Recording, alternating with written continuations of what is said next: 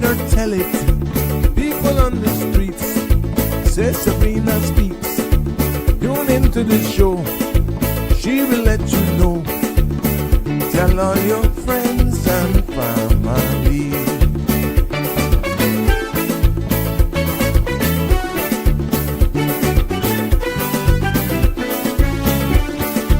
Real talk is no joke.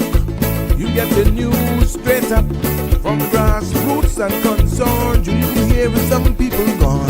So tell all your friends to tune in to Good evening, Cayman. I'm Sabrina Turner, and welcome to Sabrina Speaks, your daily dose of clarity, truth, and community insights. Every weekday from 5 to 6:30 p.m., we're tackling the issues that affect you, from national headlines to grassroots concerns. Whether you're in traffic or winding down your day, this is your chance to hear it straight and speak your truth. So buckle up, Cayman. We're not holding back. This is the show. We gotta let you know. Now we got to go.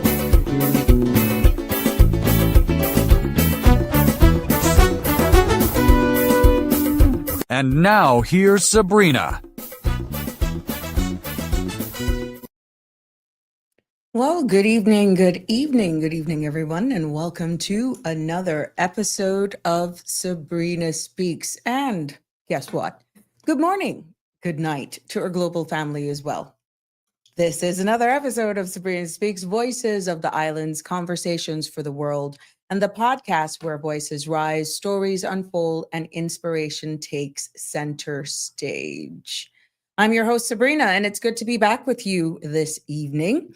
And today's episode of Sabrina Speak, we spotlight two powerful stories of service and solidarity. First, later on in a couple of minutes, we will celebrate Commonwealth Youth Work Week of 2025. And I'm expecting to have some guests from Youth Services Unit, Cayman Islands Government Department, who will be highlighting for the first 15 to 20 minutes, highlighting how Cayman's youth workers are creating safe spaces and brighter futures. And then we will turn to breaking discussions from some representatives of our Caymanian delegation that visited Jamaica earlier today. We're expecting to be speaking with some representatives from Hazard Management Cayman Islands. We'll probably be joined by Red Cross and also Dr. Joe Marzouca, who we know is the Jamaican representatives here in the Cayman Islands, as they share with us what they witnessed. I have some pictures taken with them down there, and how the Cayman Islands here is stepping up. So from mentorship to mission, and this episode is a testament to leadership, resilience, and regional unity. So the content you're about to hear, including any discussions or opinions from myself, guests, and or participants, is intended solely for general, informational, and entertainment purposes. It's not a substitute for professional legal or medical or financial advice. So I encourage you to consult with a qualified professional for specific concerns. Bridge Media Limited disclaims all liability for any discussions or actions taken in reliance on the information presented here. And don't forget to like, follow, and share. You can also subscribe so that you don't miss an episode. And welcome to all of my new followers and subscribers. You are greatly, greatly appreciated. Yes, well, let's see who's commenting. Firstly, this evening, Connie Bonnie, how are you, my love? You think I didn't see that okay from you yesterday? You something else, That okay was like, okay with an attitude and a lot of attitude. You are just something else. Happy Thursday to you, Connie. I'm even reading you on the social media platform. Yes, Damian Henry, good evening to you. You missed my routine, you brute. You too, Damian Henry. I caught you guys. I kind of hinted at it the night before, though. I hinted at it. But yeah, I had a very important. See, Connie, I read you. I had a very important event to go to. Someone very dear to me is leaving, and it just clashed with this, and it was a hard decision to make. But I was really happy that I took the time to go and share a couple hours with that individual and a lot of friends. And yeah, that's life. And I'm really happy that I did. And that's it. So it was a good evening. It wasn't like I just chilled or didn't want to be here. Oh, no, that's not the case. But really, I had to take priority when it comes to friends and family and those who are dear to you. Yeah, I had to make that decision yesterday. It was hard, but to be honest, hence I hinted at it the evening before. But yeah, ultimately I decided life is short. And I said, you know what? Let's go say farewell. And there you got it. Hi, Ariva. How are you? Blessed good evening. To my teacher and classmates. It's so good to have you all here and good to be back. I'm being honest. It's good to be back. Yeah, Connie, I'm on to you. Glassford. Yes. Good evening, Mr. Barracks. How are you? Welcome to the show. Let's see something here. Let's see. Yeah. Okay. I see. All right. But yeah, I want to say birthday shout outs as well to anyone that I have missed this week. Pretty much have been consumed with Hurricane Melissa. Oh my God, the images coming out of Jamaica is still heart wrenching. And there's just so much that we're not seeing because we know that Digicel has reported 70% of digital services are still offline following the passage of Melissa. And Flo also says that mobile services remains stable for 70% of its customers, and now they're depending on Starlink. I hear that there's some partnership with Flow and Starlink now that persons who are living in these rural areas where the actual infrastructure lines, that sort of stuff does not exist or has just been compromised. That's the advantage of Starlink. And for those persons who happen to have had Starlink service, they are the gems of those areas right now. And God bless those persons for sharing that connectivity just to be able to send a message to their loved ones saying, look, I'm good, I'm alive. Just that is enough, or a thumbs up to say, look, I'm here, it's me, or a simple picture to their loved ones overseas to let them know that they're okay. But yeah, it's been, so there we have it. I've just making sure I got into weather for you, making sure we give you the latest updates. And that's why we had 2 days back to back. Thanks to Sandra for just joining us so that we could share some of these videos and latest reports, because it still has people baffled. It has scientists really, really baffled to it. There's a lot of information out there as well. And people are entitled to their opinions. I could be honest with you, me myself scratching my head, but I guess you can't, in our age group, our generation, you can't wrap your head around something so intense. And with the images coming out of Jamaica and still more to come, you're like, was it a bomb? Was it a huge tornado?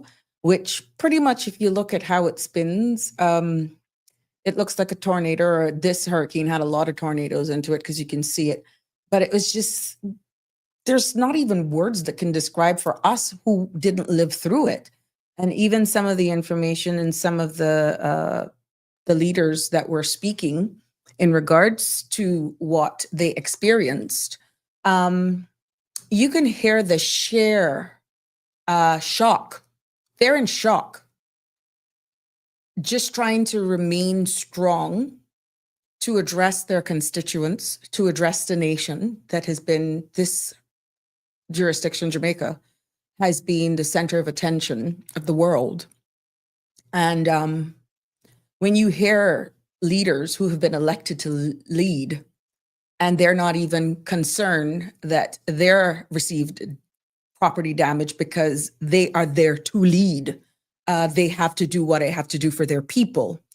And you can see in them before the set of the hurricane, because I've been following, and seeing them now just trying to hold it together and address the nation. That's something. And some of them are, you can hear it in their voice, it's shock. And I am concerned for the mental stability of the people trying to get back to some normalcy, some just going and they can't even identify streets, their neighborhoods. And then the reality that they're going back to maybe shambles or just a spot where their houses once were, or they're going back to what remains partially a shell. And it's just amazing the mental toll that it will take on these people for a long time. And when I say people, I do not put in any separate class whether or not you're the prime minister or you're the farmer. Anyone who has lived through that. And that is going to be with them for the rest of their lives at a different level. Now, of course, the eastern side of Jamaica versus the western side of Jamaica sustained much more significant damage than the eastern side. So, of course, the stories will be different from one end to the next. But as we continue to navigate this space and show solidarity, it is going to be one heck of a recovery, and it's going to take all of us together. So, yeah, I digressed from the birthday shout outs because everything was not that you were any less, but it's because we had so much content to share, and we understand that this space is not just us here in the Cayman Islands, but we understand our population is diverse. We have a lot of Jamaican nationals here who reside with us, work with us, are now Caymanians themselves. And because this is being watched again from people all over the world. So yeah, we did our best and we will continue to keep you abreast. And that's why I'm waiting for my guests to join us a little later so that we can hear some more as to what's happening around us. But I'm very happy, though, that we were able to step up to the plate and create history. It'll go down in history, Cayman Islands stepping up to the plate as the first humanitarian aircraft to land on Jamaican soil this morning, bringing humanitarian aid to that country. But we will leave that to our guests later on around 5:30 that will be joining us to tell us more of exactly what it was like flying over, how that exchange went. And we'll have them deliver that for themselves. But, before I go on any further, I have to send my sincere condolences to the family and friends and loved ones of Pastor Galmorn. I know him as Bobo. Glayman Grant. Bobo, better known to everybody else as Bobo. And if you had told me that was his name, I would ask you, who's that? Because I know him as Bobo, working at customs for years, all that I know of my life and my short stint in immigration many a times because of how once you were at the airport, immigration and customs officers those days, because we were separate, we work shifts together, and he was a gem, a pastor and a well-known vocalist. And no one performed in Cayman Hallelujah Square the way Bobo could deliver it. He sang for so many funerals, and I want to just send my sincere condolences out to the family and friends and his extended family for this loss. It's going to be huge, a gem. As long as I could recall, he had a laugh that light up anywhere. It was so genuine. It was so whole. You had no clue what Bobo was laughing at. But those days, how airport was set up, you could hear him laugh when we were waiting on flights. You had no clue what he was laughing about, but you would laugh too. And that was just who he was. So yes, my sincere condolences go out to the family, and my thoughts and prayers are with them as they navigate his loss, and may his soul rest in peace. Yeah. So here we are. We are going to go into, we see where there was some news coming out of, let me go on to Facebook here. Hope that doesn't pull me up live, where it's reported that two men that went off fishing from Spot Bay. One has been found in Honduras, thank God. I got a white call. Yes, caller, you're live on Sabrina Speaks. Hey, you're in the green room. You are? Oh, why didn't it tell me?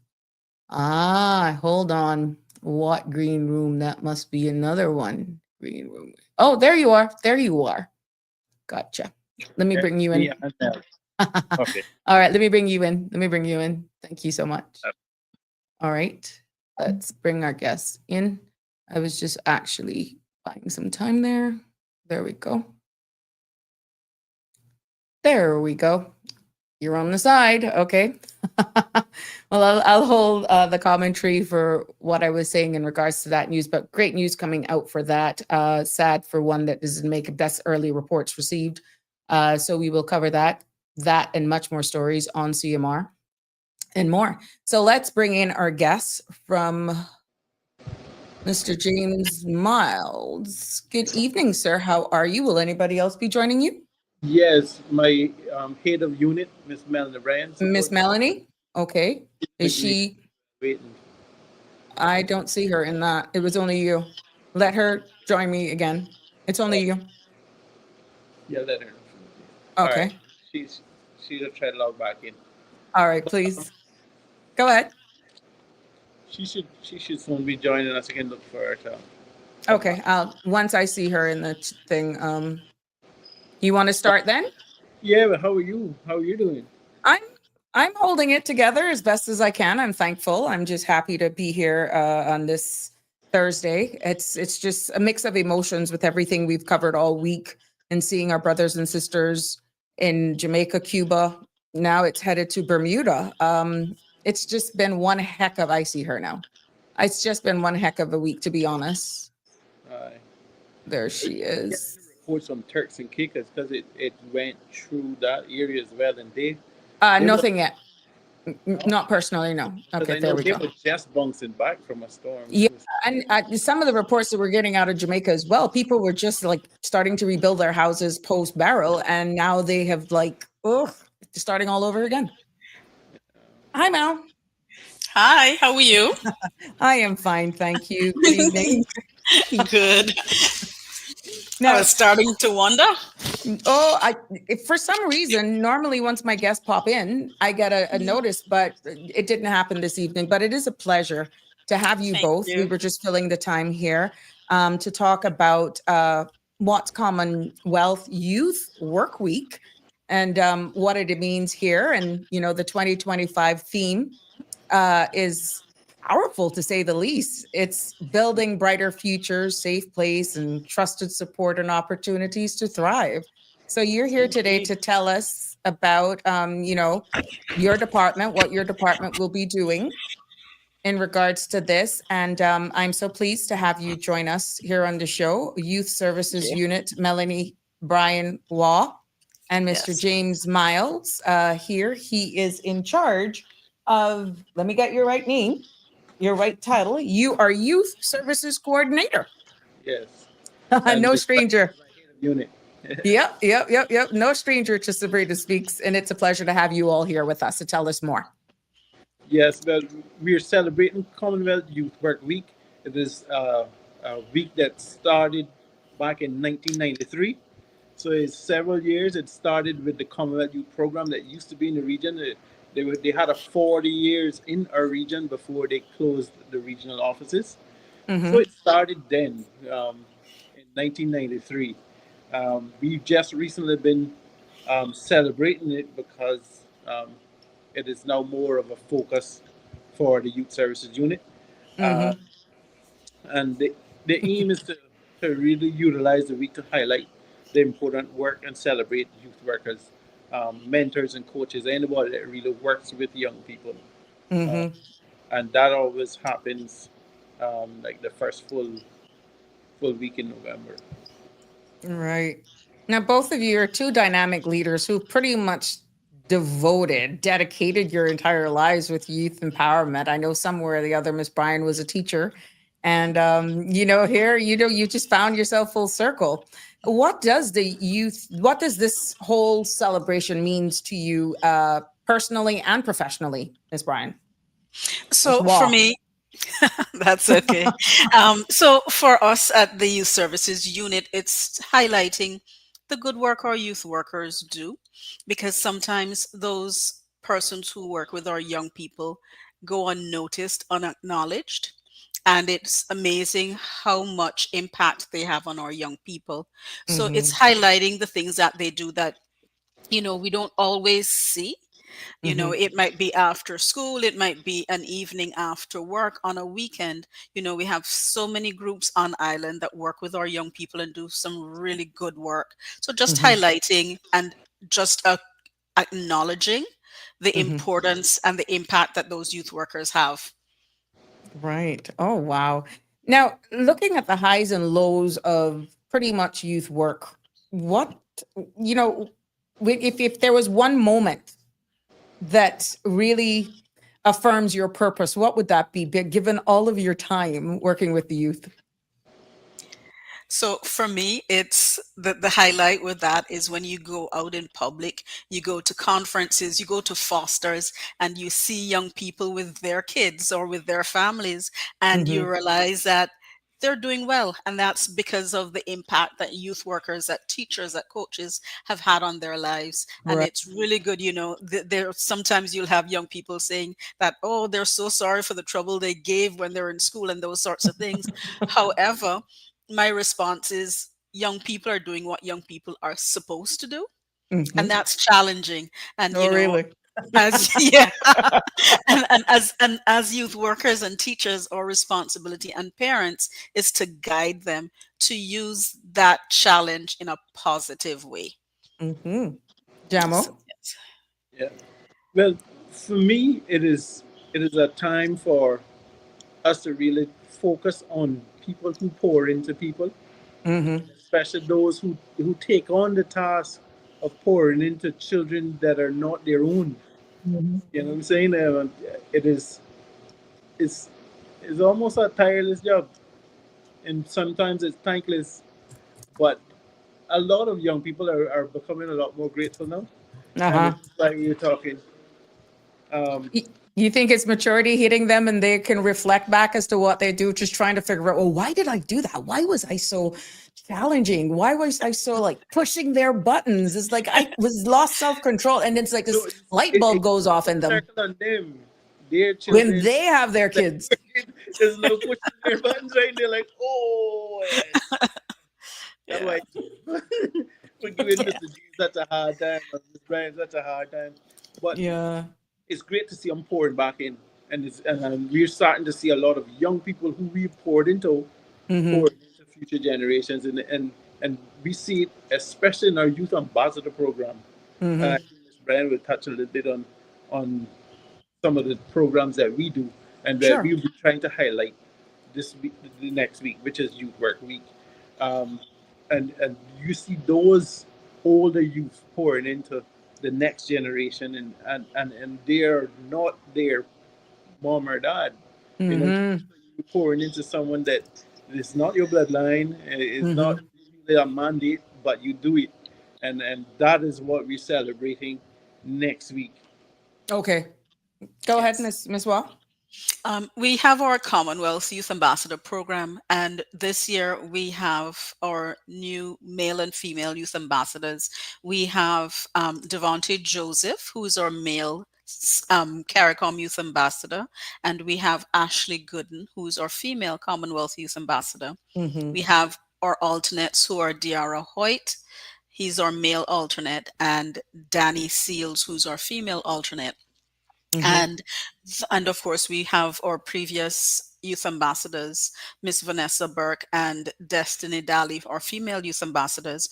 And just through that program you see, Mm-hmm. as James has said, our youth, your young leaders who were in youth programs as youth and are growing to the point where they're now giving back. And the youth ambassador program is one of those things, because it's not just locally but regionally and internationally, and Mm-hmm. giving Cayman a voice in those spaces that we didn't typically have, Mm-hmm. before, or something that was as focused. And the passion behind them, Right. they are very much vested in their communities and want to see the best, and the creativity and the innovation that comes out of these young people is Mm-hmm. just fantastic and really, heartwarming as well. Right. Jamo, you must be excited for this event. Yeah, it it has mixed feelings because it always normally fall around Remembrance Day, Mm-hmm. and we know the importance of Remembrance Day, and it is, and how important it is to our freedoms that we cherish, Right. right? Um, but for those who are soldiering on and Mm-hmm. making future generations brighter, this is also something worthwhile celebrating, and we here in the Cayman Islands have quietly done it on radio stations and stuff. So this time we're planning to focus a lot on social media, Okay. because that's where a lot of people are, Mhm.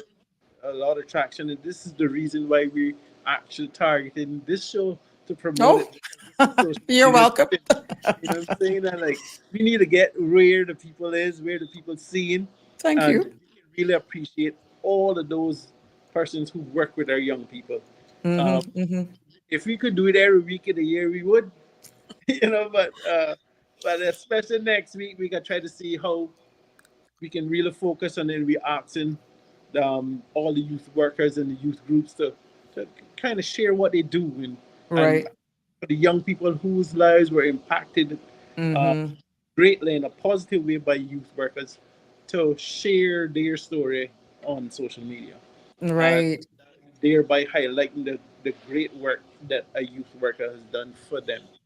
Right. So tell us, what platforms will you be using? I know you're here telling us because it's coming, but how can they upload all of their stuff and what website? How do they get more information on getting involved? And it's almost like testimonials. Yes. Well, Yes, it's testimonials. we sent out the templates to them yesterday, so Okay. they can start to select who they want to highlight and what story they want to share, and it can be Mm-hmm. on whatever platform that they use. If it's Facebook or Instagram or wherever they use it, or if they just want to put it on their regular website, they can. Um, but we want them to use the hashtag so we can see that it's a global movement. Mm-hmm. That way, um, everybody can share in the stories from around the globe. And youth work is in almost every place and every space. Uh, Mm-hmm. and pouring and in. to include us as collaborators as well, so it will show up on our feed as well. As well. The theme building brighter futures, safe places, trusted support, and opportunities to thrive.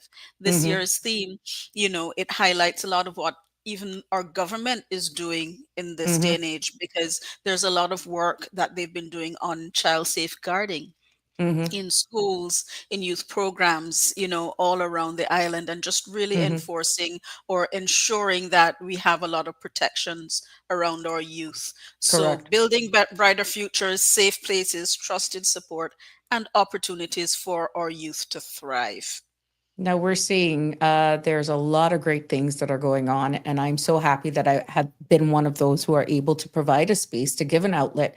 And I know eventually it will make sense. Anytime I told Mr. Miles, anytime he has anything to do with the youth and getting these good stories out there, you do not know what that means to the young people that somebody is hearing them. You have a Yes. platform with a huge following. Thank God to CMRTV.com. You have this space. That has able us to propel not only locally, but people are watching us around the world. And that says a lot for the young people, understanding how they have embraced social media, podcasting, that sort of stuff. So, I'm happy that your department is embracing it, because then it aligns with the very name youth. You are actually keeping up with reality. You're not Yes. left behind. Mhm. In, indeed. Indeed. And Yeah. one of the great things that brings me joy about even using this platform is Mhm. that about 20 years ago, Yeah. young Sandra Catron Uh-huh. was host of Uplex radio show Yep, yep, yep. with a plan in mind to do just what she's doing right now. You see?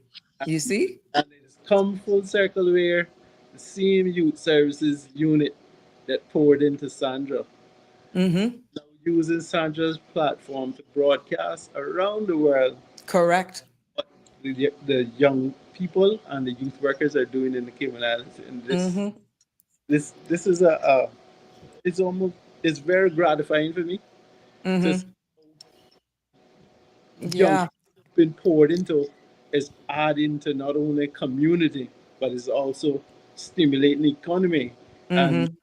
and and helping to promote our society in positive ways. And I want to thank you for giving us this space. And Sure. I'm hoping that during the week next week that we could try to highlight some of the youth workers by Yeah. sharing on your feed of Mm-hmm. what we've been collaborated on, Right. and that way you can see what youth workers are doing in Cayman, what youth workers Mm-hmm. in West Bay and in the North Side, um, and those that are quietly doing their stuff behind the scenes that don't. A lot of youth workers don't blow their own horn or don't want people to blow their horn for them. So this is an opportunity for us to say, okay, we could take the time to Mm-hmm. post stuff about what we do at the youth services unit, because right now our youth empowerment officers are busy doing the youth assembly. Mm-hmm. It's on a Thursday, and then on Wednesday they do a youth media matchup on Wednesdays after school. So Yeah. they're busy doing these weekly programming of our own, and that is poured into the next generation, and we're hoping to highlight that during the week next week. Right. So if you're from Town, Cayman, West Bay, youth workers who are creating safe spaces in schools, churches, sports fields, or online, this coming week, anything that you do, the Youth Services Unit is inviting everyone to join in and be a part of that. Let's make this go trending. So if you're a coach, a youth worker, share your story, post a photo, a quote, or even a short video. And in doing that, make sure that you tag at Youth Services Cayman and use the hashtags as well. Miss Brian, you were going to say, I keep calling you two names. People may think it's two persons, but it's one and same. I'm going back to school and then I'm going back to the married name now. So please, I'm not being disrespectful. She's Yes. still Miss Brian. Nothing That's disrespectful, yes, Mr. Wall. yes, I love you yes. too. No, totally understand. Okay. So yes, just to say, and use this platform to say thank you, Sabrina, for allowing us to come on here to share with you, as well as to say to our youth workers and all the young people who the youth workers work with, to say a Mhm. big thank you. You are not unnoticed. We see it in our government jobs, the young people who come through the system. We see it all across Cayman, Mhm. and the young leaders that are coming out of what you put into them. So thank you. We Yeah. appreciate you and we look forward to making more connections with you. Yes, yes, yes. I know that was almost a wrap, but I'll still give you an opportunity for final thoughts, closing words. Yeah, you thought you were going to get away, so you thought you were going to wrap up, but it is that important because you guys got so much going on. There is so much going on, huh? Go ahead. It is that wrap up to say amen and have a good week. Is that what you think? That's what she was thinking. And sorry, one thing I also want to include is that we also have a lot of our young leaders and our youth workers in our heritage and our culture space Mhm. that I don't think they get enough recognition either. We have Ah, quite a lot of our young people who are again vested in our culture and our correct. heritage and want to see that supported and highlighted. So we have young people in those spaces as well. Mhm. So just to highlight that also. Okay, see, I told you. Now, Jam, Mr. Miles, you can give us your final thoughts because I'm quite sure something will pop back up in Miss Melanie's mind while you do your wrap up. Reminders, recaps. I want to thank all the youth workers as well, but I also want to let them know that this week we should also try to focus on self care Mm-hmm. ourselves. We've lost quite a number of people that pour into young people, Mm-hmm. and when you constantly going and pouring into people, you sometimes don't notice that you're getting empty. So Mm-hmm. this week that's coming up, Youth Work Week, try to take some time to focus on yourself a little bit, and allow your young people to highlight you, cherish and value you, and to show whatever tokens of appreciation that they wish. Just accept them and and, Oh, and take care of yourself this week too. And if they are right. get a break, then get a break. You better take it. It's hard though. That speaks a lot of all of these persons who give so willingly of themselves to feed into the next generation that it's hard to actually do exactly what you're saying to receive because they're so accustomed to giving. It comes so genuine, it comes so natural. And if you're just made up that way, that's just who you are. So to have those who you are pouring into, to see them blossom into great leaders, great men and women of our society of the future, yeah, that takes a lot of energy from someone who's accustomed to giving. So it may take a little used to getting used to, even if it's for just this week. Yeah, at least practice one or twice. Yep. So there we have it, ladies and gentlemen. Again, thank you. I hope that this Thank will you. not be the last. I hope to be seeing a lot more of you as we continue to highlight and showcase our youth here and all the great works that you all are doing over there. But let's see if this call is for you guys. So I won't run you yet. Good evening, caller. You're live on Sabrina Speaks. Welcome to the show. Good evening, Jamo and Miss Brian. Good evening to Miss Brian and Jamo. I know they're ready to go back. Jamo, what happened to the chicharron? Tomorrow's Friday. Chicharron time. If you do have it ready, I have to give her a little business. I'm still waiting. You forget?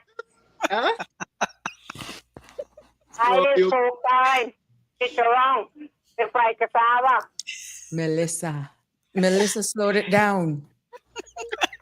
Melissa, Shelma, Miss Shelma, Melissa.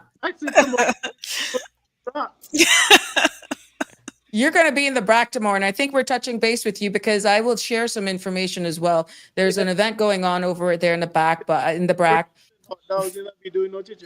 Yeah. So just to give a little heads up to them and promoting that event over there in the BRAC, there's going to be a haunted mansion over there setting up, Shamaya and her team, and I'm hoping to get her maybe for a couple of minutes to tell us. There's two nights, Friday night and Saturday night, hoping to get her on tomorrow. I'll try to see if they can come on the call as well. Those who are pouring into the young people there, and especially the teachers and the cadets, very strong in the BRAC. Yeah. Get them on the call as well, because I think they could be taking part in that haunted house. Right. Okay, good. So I'm excited for tomorrow evening as well, but as that's Halloween. Tomorrow's the 31st. So yeah, but thank you. Thank you too. Yes, please. That's a lot. It goes right into our theme for this year. Exactly for an event like that, because that's 2 nights, lots of work going in, lots of sponsorship as well, and it continues to grow over there in the BRAC. And I'm happy to be able to assist in promoting that event. Again, to you, lovely people, thank you for all that you do. Thank you for your service, and talk to you soon. Thank you. Have a good night. Have a good night. Bye. Yeah. Well, there we have it, ladies and gentlemen. We're waiting for some representatives to join us now from Hazard Management. I see one of my guests in the back, but I'm waiting for some other persons to join me as we get some information and update on a trip that happened earlier on today. Yes, we had a delegation that went over to Jamaica. And we're going to be getting some update from Representative Ms. John Doe Obi from Red Cross. We're hoping to be joined as well by Ms. Danny Coleman. Let me see if they're not in the green room. Let's see. Nope, not yet. So it's only one there. So I'm waiting for the other guests. But, I want to take this opportunity while we're waiting for our guests to pile in, because I don't want to throw Ms. John Doe under the bus at all. I see you. It's only me seeing you right now, John Doe. So I'm just waiting for Ms. Coleman to join us, and I think the Dr. Marzouca as well is scheduled to join us. So I will wait for the rest of them to file in, and then we can start the discussion. In the meantime, for those of you, thank you for joining me this evening. It is a pleasure to be here again with you to bring you another episode of Sabrina Speaks. And it's almost a 2-in-1 show. Yes, I'm almost making up for yesterday. Attending a personal event. Cameron, welcome. How are you, my dear? You said what? We were talking about Melissa and the strength and how much damage is there. You said the scientists, ? You turn conspiracy theorists now? Nope, not at all. I just report what is in the media and I am balanced, my dear. Connie, most of the time those hurricanes come with tornadoes. Yes, we had a few in Ivan too. What was reported? What was reported is that we had a few as well here in the Cayman Islands when Ivan, and you could see almost where it touched down. So, oof. Yeah, Connie says, being in two and it was not half as bad. And I cried for days for the duration, the big storm. It was scary. Yes, it was, Connie, it was. Those winds were really scary. And I remember chuckling yesterday when I came across, I think it was Instagram, a post from a gentleman. And for those of you from Jamaica would understand the terms maybe more, but it took me a little while for it to process what the gentleman was saying. He said, if anyone was to ask him, and I quote, paraphrase actually, if anyone was to ask him whether or not he's scared right now, he would not be lying. He would say, yes, he is. He's not only hungry and tired. He says, I'm scared. And he said, he's supposed to be a kappa. I had to figure out what that meant. But he said he's really scared when he heard the woo, woo, woo. But it's how he says it in Jamaican dialect. And you could see the sheer fright on this gentleman's face. And he would be deemed then somewhat of a bad guy, a bad man. And he was actually taken back by the sound of the wind and the rain and what he was observing. So let me tell you, the force of Mother Nature. You see what that does you, and it humbles a lot of people. So, but even the baddest of guys, I understand we're like, OMG, what is this? Cameron, whose hair believe that mankind are trying to be God and will use weather to fulfill our will. What y'all think? That's a question by Cameron. Miss Dorothy, good evening to you, my dear. Welcome. Good to see you with us. And Cameron says, if Jamaica believe in Obia, they will understand the works of mankind to try control the weather. Only the Most High run things round ya. True Caymanian farm. Sabrina, what is the Vision 2030? We're hearing our Jamaica peeps talking about it. Yeah, that's popping up in big deadlines to be a tech center. I think I'm just popping this out of what has been coming up on news headlines, guys, that they were looking at for a tech city. And this is sources that are not confirmed, but there is oil there and there's commodities such as gold. And, there's nothing has officially come out to say, we know that they had found oil, but the commodities where gold is concerned, and that this was all the doing because where they wanted to build is now clearing the land for a different type of Jamaica. And there's a lot of information coming out of there. You have to pick up whether or not it is facts or not. And that's why it's important for the next segment of Sabrina Speaks when our guest joins us with humanitarian aid, how important it is to use reliable sources and making sure that you're not donating to persons that are not going to get either your goods or your monetary donations to the right sources. And this is why we constantly have to make sure that the channels that we use is reliable, it's government backed or reliable.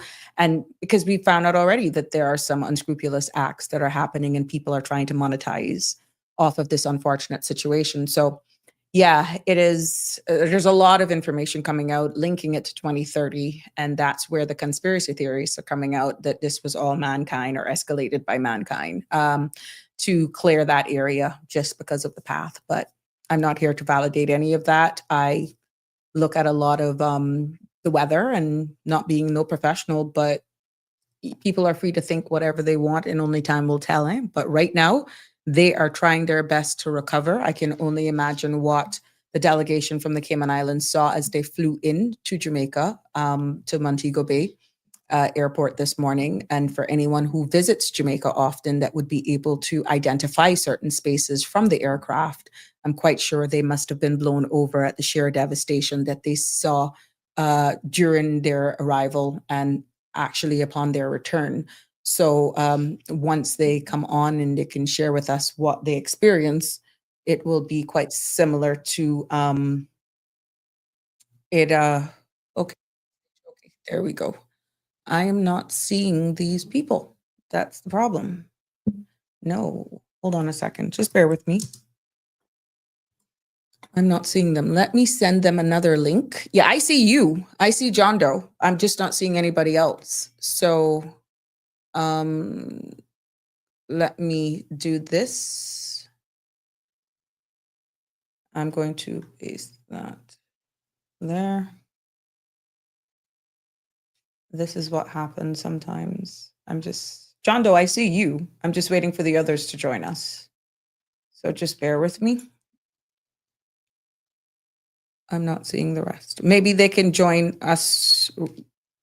If they're hearing me, just come out and come back in, like what John Doe had to do just now. Let me resend it to Danny and Dr. Marzouca. There we go. So there we have it. I'm not seeing them at all. Nope.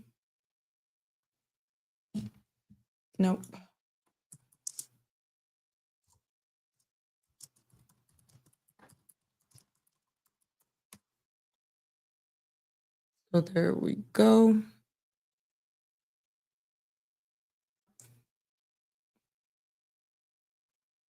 Just bear with me, ladies and gentlemen.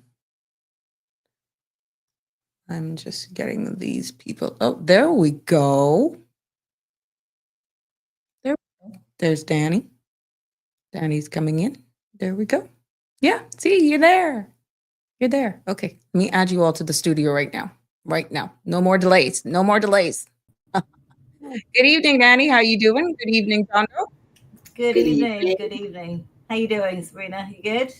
Yeah, I'm thankful. It is such a pleasure to have you here. You know if the doc will be joining us, Dr. Marzouca?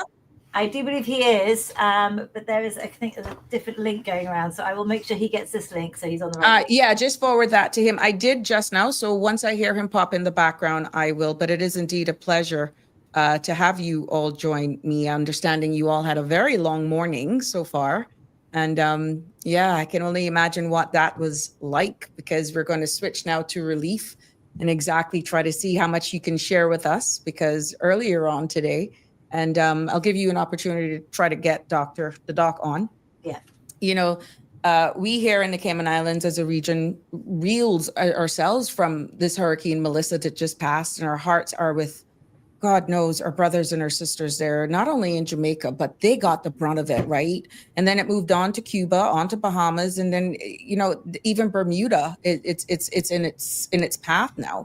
But beyond the whole sympathy lies the responsibility and just clarity and resilience, and what we did with the Cayman delegation that went down there, which you two, is John Doe, were you with the delegation as well? No, I wasn't. Okay, but I know Danny was with them. I saw the pictures, and our Honorable Premier, we had the Minister of Agriculture, Mr. Honorable J.E. Banks, Minister of Home Affairs and District Admin, Nicholas Da Costa, and the Leader of the Opposition, also the Honorable Joey Hugh, was amongst those that were there. But now we're into assisting and letting people know exactly what it's like to assist our brothers and our sisters rebuild. I mean, how does that make you feel? And this must be so important, both of you, Danny and John Doe, that our national flag carrier was the first plane to land in Jamaica with humanitarian aid, while, you know, it's such a critical time and so close after the devastating disaster, while some 490,000 people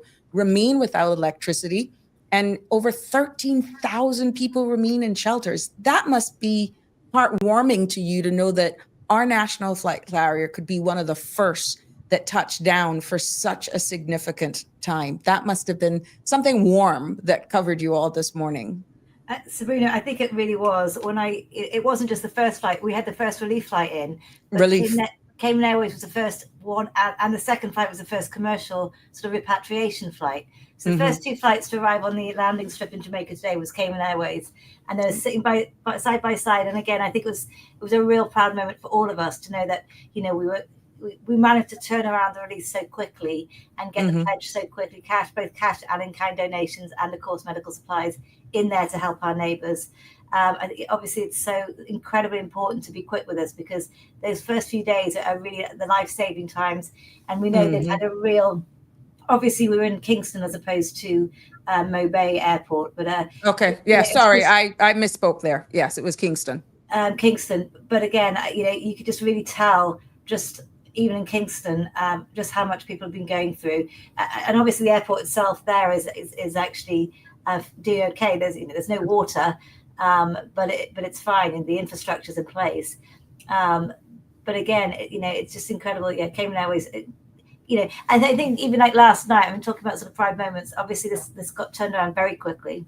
The decision was made early yesterday morning that the flight would leave early morning this morning. But of course, that also meant that the supplies had to come from these suppliers here in Cayman and get stocked on the plane last night. So even the packing of the plane didn't finish till about 11 o'clock last night. And then, of course, we were first off this morning around 7 a.m. So the packing, again, talking about Cayman community feel, we had the Cayman Airways cargo guys, they're just amazing. Again, we were calling the Tetris Load Master today because every single ounce of that cargo hold was full of relief supplies. And again, it's really world class to see just how much one can get in the cargo hold of a plane.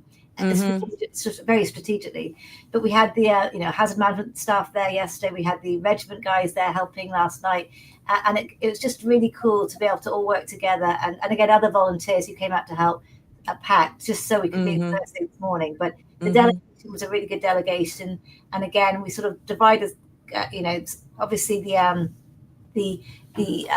ministers and obviously the premier and so forth, and the Dr. Marzouca, the team went to Government House to do a press conference, and we stayed at the airport to unpack the donations off the plane and basically hand them over to our counterparts at ODPEM. So we actually, because there were a couple of delays here and there, so we had to actually leave 3 of our guys there to hand over the goods to them, and they've come back on the flight this evening. They've just landed. They also wanted to obviously engage with the ODPEM crew, who are already incredibly busy. But it was great to be able to hand over that equipment, generators, tarpaulins. Obviously, the medical relief team under our NEOC structure, which is largely combined of Health, HSA, Doctors Hospital, and Health City. The donations coming in from the medical side in Cayman were amazing. So we were able to, and also the regiment were sent over some MREs, meals ready to eat, for the JDF, Jamaican Defence Force crew. So lots going on, but again, very happy to be able to pass that over to ODPEM. And again, at least it helps with that initial response that they will have to do in the communities. But it's going to be a heck of a job ahead. I think the road ahead for them is really going to be very, very tricky. And I think our ongoing support is going to be incredible, really, really needed, be it more relief supplies or again, a number of different ways we'll talk about more on the show as to how to help. But I think, it's going to be a long road to recovery. Yeah, which goes into the role that Red Cross may be playing in this, or will be playing in this. Can you share with us what role you'd be playing, John Doe, from the Red Cross perspective here in the Cayman Islands?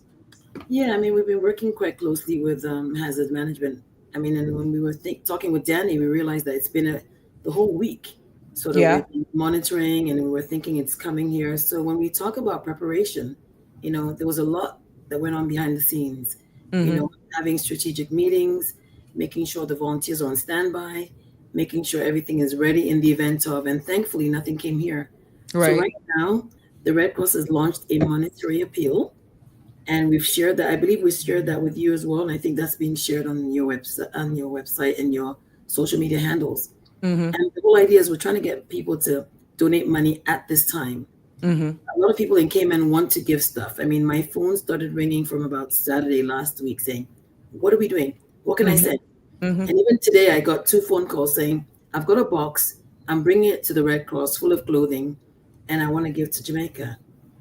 And that one thing I like about Cayman, people are very giving, people want to help. We've been saying over the past week is that there's a term we call unsolicited goods. If somebody does not ask you for something, you don't want to just give it to them. Right. There are a couple of reasons why we don't just give stuff, And one of the reasons, first of all, is that the people on the ground, so we're talking about the Jamaican government, the Jamaican Red Cross, and other key players need to do assessments. They need to find out what's going on. Mm-hmm. When they do the assessments, they then take that information and collate it and say, this is what we need at this time. Right. If we're sending clothes and they don't need clothes, all we're doing is we're just clogging up the supply chain. Mm-hmm. And that's not very helpful. And we've seen this time and time again from Ivan 20 years ago up until now with the various disasters. We're clogging it up. They need stuff and they can't get it because we're sending our things. Right. So one of the things we want the members of the public to know is that thank you very much that you really want to give clothing and other things. But at this time, there is a request from the Jamaican government. It's very clear on the needs that they need right now. Mm-hmm. Yeah. So it's more, go ahead. Yeah, I think it's a great point. I mean, again, unsolicited donations. In fact, I've even changed the word now, John Doe, from unsolicited goods, because there's nothing good about unsolicited items. So unsolicited donations, again, become really tricky. And there's so many different reasons for it. The supply chain, as John Doe mentioned, gets clogged up. So instead of getting the life-saving equipment that we need to get through to them, be it medical supplies, be it tarpaulins, generators, whatever that looks. Tourniquets. We had tourniquets on the flight today. There's a lot of really, really important equipment that needs to get through. Now, if by chance the supply chain and the airports are blocked with items like clothes, which no one needs clothes right now. Everyone we saw has been wearing clothes. That's not an item, and it's really hard to stress this enough because, again, if you block up the supply chain, potentially, you're denying people of life-saving equipment. So actually, it's an incredibly detrimental thing to do. John and I both saw it in BVI after Irma. We had 2 container loads, 40-foot container loads of broken doors that were sent again that prevented other items coming in. We always, in the aftermath, we always see things like, in BVI, another thing was a load of left shoes. It's very strange. And then also, we often see medical pharmaceuticals that have passed their sell-by date. So you imagine. Oh, okay, yeah. Your former position, how important it is to ensure that medication and pharmaceuticals are disposed of in an appropriate, safe way. So if you've got containerfuls of these items that can't be used, you're taking the resources away from the disaster responders on the ground trying to clear items for the greater good of the country. And also other things. I mean, in Thailand after the tsunami, I was there for about 7 months. And one of the things we saw all the time were these massive mounds of clothes because people donate clothes. And the clothes were attracting vermin. And they're so bad for vermin.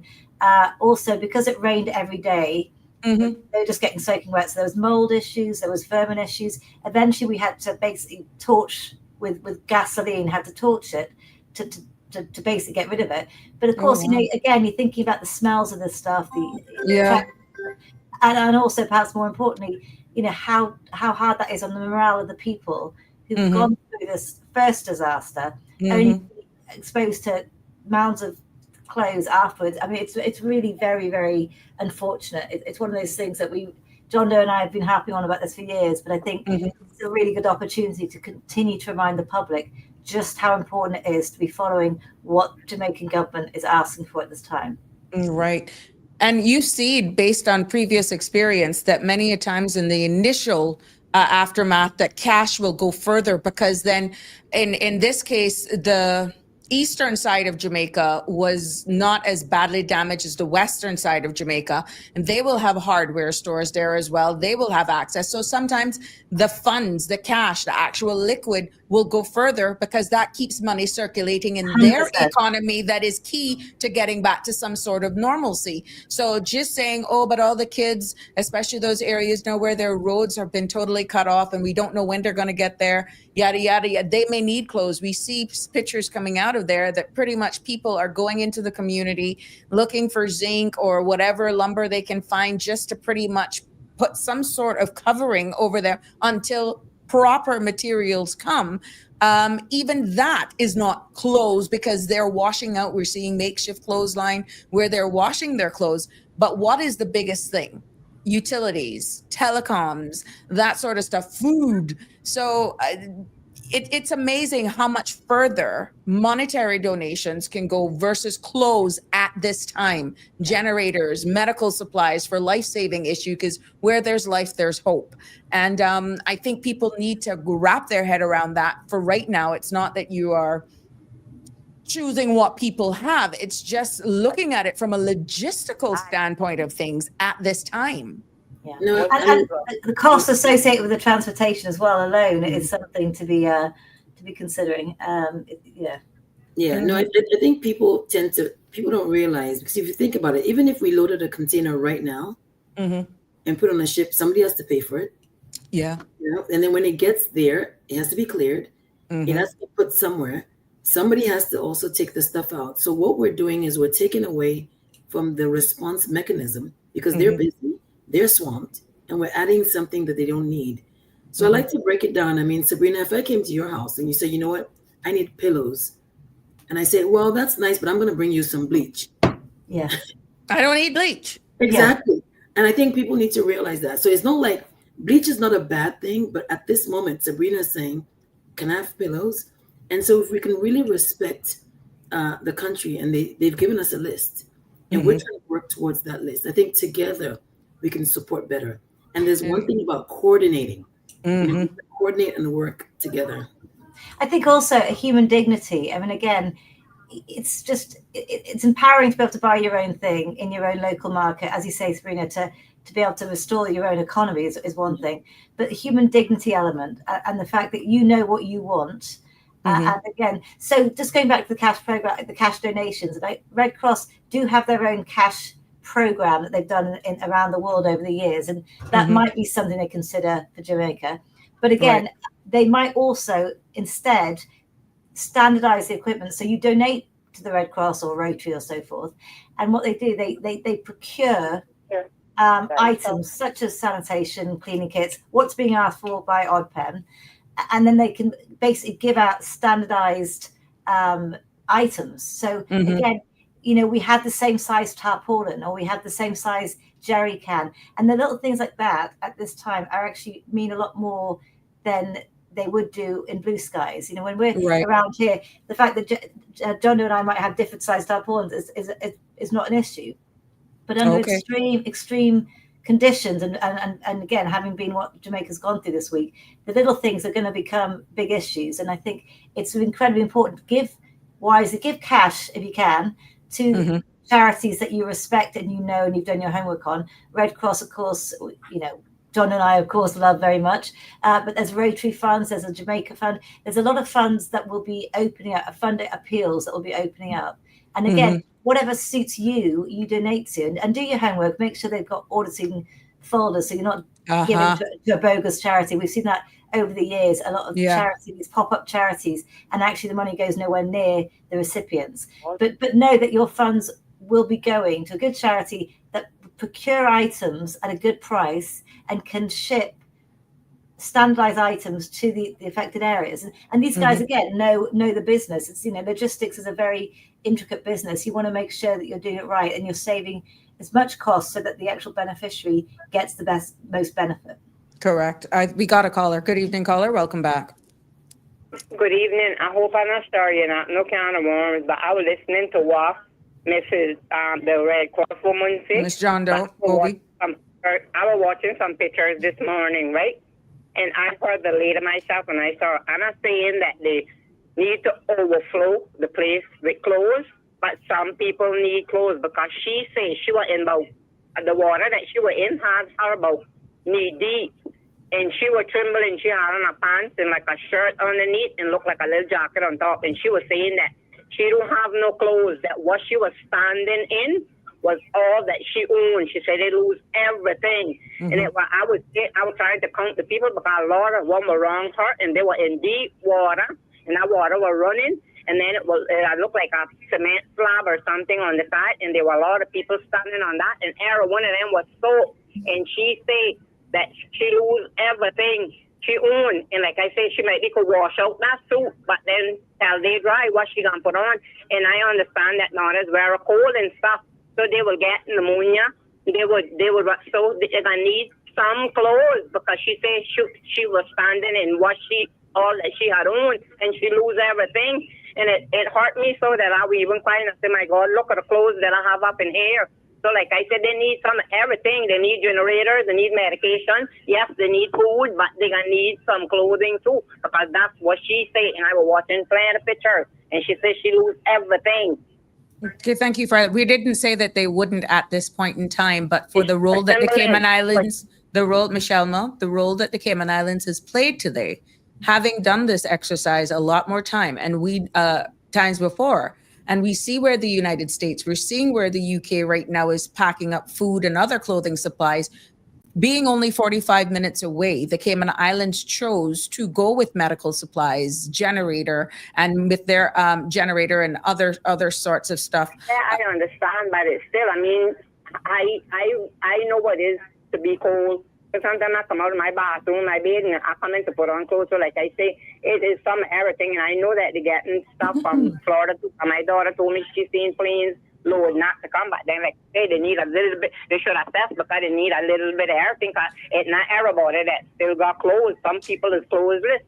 Like she said, she was standing in the suit that she ran, and I don't think she would tell a lie. Maybe the other people that were around her too. I don't know who it is. I don't know them from Adam and Eve, but I was watching, and it was Jamaica. Mm-hmm. Yeah, just to answer, just to answer the caller. You know, the Jamaican Red Cross is on ground, and so the people of Kingston. If you think about the population of the Cayman Islands versus the population of Jamaica, there are people in Kingston who are going to be donating clothes, and all they're going to do is put it in a vehicle and take it there. Mm-hmm. That's a very quick logistical distance than us in Cayman, blocking up the larger supply chain of items coming from overseas.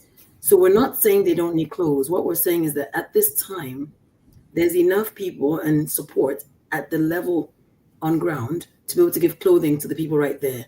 And we have the requests from the Jamaica government, and clothes was not on that list. And that has been published. And so we want to make sure we respect what their request. On ground, thankfully, Kingston was not destroyed. There are hundreds and thousands of people, probably the same population of Cayman, if we think about how big Jamaica is. And they will definitely support the Jamaica Red Cross with those sort of items. Right. Now, how can the public distinguish between legitimate relief efforts and opportunistic scams? Again, it's so important. Happens globally. I mean, I don't think we're ever going to eliminate it, you know, because I mean, having worked globally, people always take advantage of emergencies, even wars, like in Ukraine and all that. There are always people who are like that, and that is why we say be careful. I mean, I can just open a container now and say, put it on Facebook. Here, I have a container going to Jamaica, and people will start. You have to be really careful about these one-person pop-up. Work with organizations that actually have been doing this for a very long time. Yeah, again, it is. I mean, it's disaster response is quite a specialized skill set. Logistics is a specialized skill set. Relief itself, relief and recovery is another specialized skill set. You know, the people who do this day in, day out in Jamaica right now, you know, are the ones, again, I mean, arriving today, we had the Samaritan's Purse there. We had a load of cargo flights coming in again after us. So you know, and again, the World Food Program. There's a number of organisations going in, but they do this for a living, day in, day out. So they know what the best ways of doing it is. So there may well be an organisation doing clothes, but again, it's certainly not the request right now of the Jamaican government. And just to sort of say, just to add to the umbrella picture, you know, we work under the umbrella of SEDIMA, which is a Caribbean Disaster Emergency Management Agency. Now they're based in Barbados, and we're all members of it. There's about 20. SEDIMA, yeah. And again, we're having daily, sometimes twice a day meetings with them, and we send everything that we are sending to Jamaica as our manifest inventory stock to SEDIMA, so they can count off in SEDIMA. So there's a list basically from the odd pen Jamaican government saying this is what we need, and they give an amount. But again, how do we calculate that amount? How do we make sure that Cayman and, you know, Turks and Caicos and Anguilla are not all giving the same jerry cans, you know? So even that itself, the coordination of making sure if we've got 50,000 jerry cans and that's all that's being asked, then let's focus on something else. There's other needs and Sedima, again, communicate that with us. Now, obviously, right now it's a bit of we need everything, and being the first flight in there, obviously, we provided our list to ODPEM and Sedima last night, and again, we got all full clearance through the right methods. But even the receiving country, there's a lot of administration that has to happen when sending items into a country, and again, it's quite a big technical. It's there's a lot of sort of things to jump through to get items. It's a machine. It's a machine. And it's a regional machine. It's not even just a Jamaican machine. Right now, it's a regional machine. Exactly. Exactly. Yeah, and we have an image here that doesn't really say, well, everyone in this picture actually went on the flight. I stand to be corrected. These are representatives from I'm identifying here HSA that would represent the medical supplies. Correct, Danny?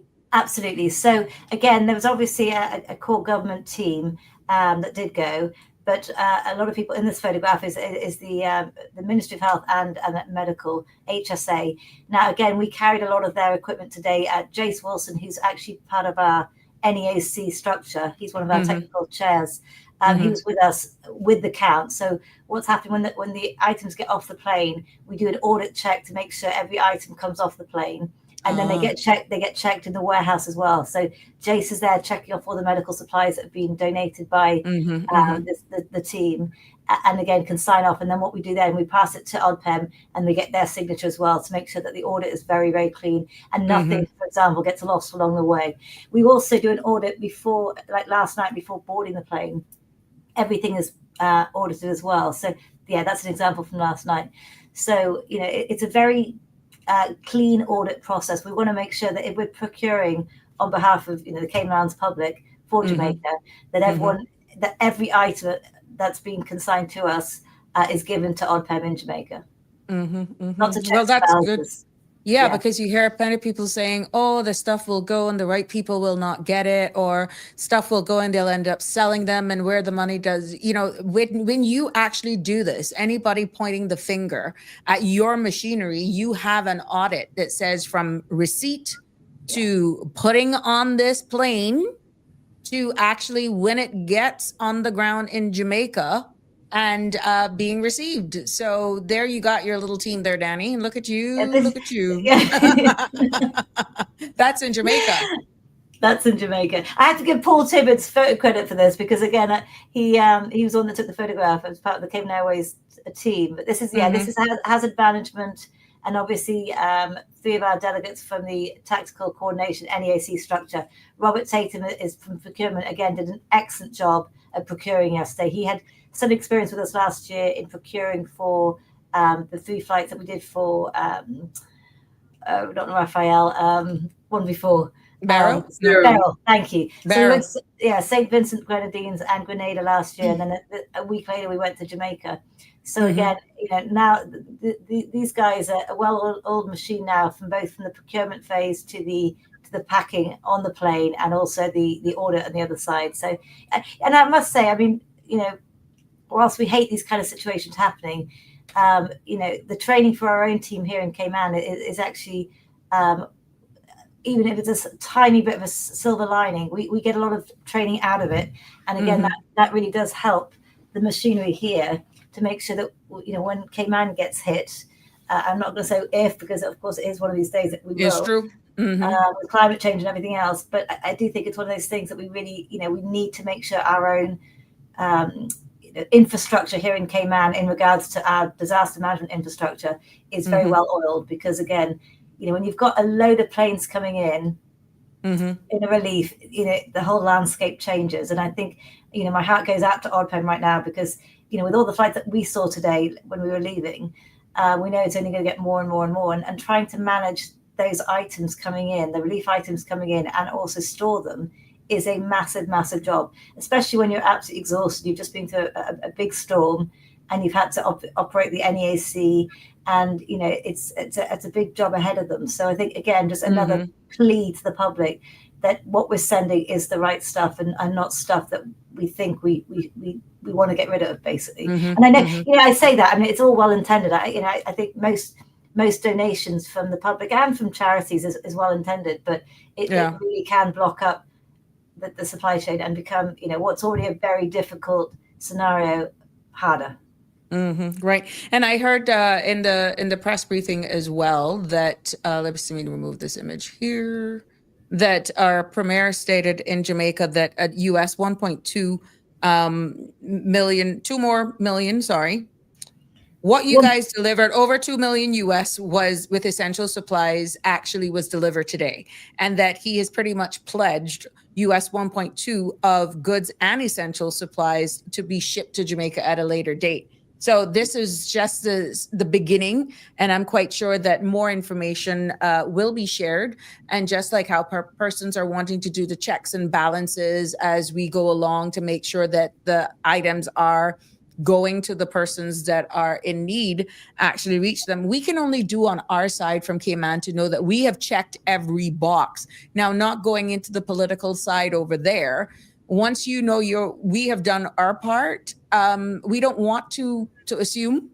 We're hearing the stories, but we don't want to get into that. We can assure our people here that persons like the Red Cross, yourselves, the government channels here, however, whatever mechanisms you guys have created is legitimate. Now, what happens on the ground there for their logistical standpoint, you just have to trust what they're saying. Yeah, and we've got some photographs coming out, I guess tomorrow, of the warehousing side with the team there from ODPEM. So they'll be released tomorrow. And again, you can see the checks and balances and the unpacking of the equipment and so forth.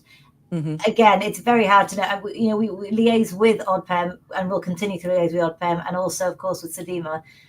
So with any of that, we will find out in due course where that gets spent. And again, this is all based on needs assessment. So what should happen is the most vulnerable people should get the items first. But again, right now, of course, with the access routes being the way they are, a lot of the roads are down, very, very tricky to access some of the areas. It's going to take a bit of time to get the items there. And again, that's unfortunate, incredibly unfortunate, but it's just, there's a lot happening. But again, with all the relief aid charities going in over the next few days to weeks, it's going to change the whole dynamic nature of what this looks like. And again, I just the coordination and communication is always very important.